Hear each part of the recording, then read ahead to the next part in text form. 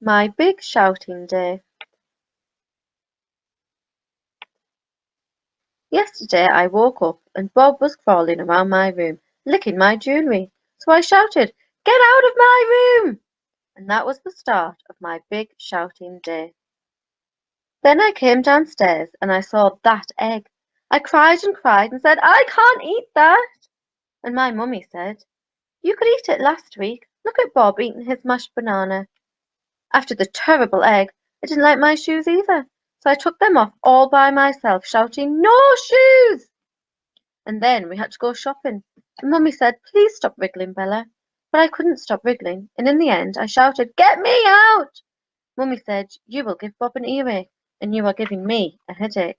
And Bob poked me in the ear and said, "Ear." At lunchtime, Sasha and her mummy came to play, and to have some peanut butter and grapes and a biscuit. But my biscuit broke! Then I couldn't play nicely, and I kept saying, "No, you can't be princesses." And in the end, Sasha and her mummy went home. In the afternoon, it was my ballet lesson.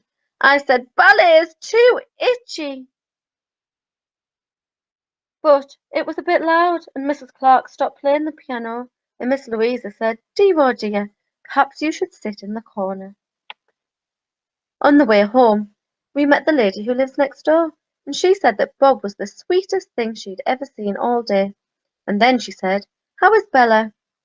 I was a long way behind, so I had to shout, "I have a hurting foot!" And Mummy said, could I keep my voice down, and could I please stop lying on the pavement?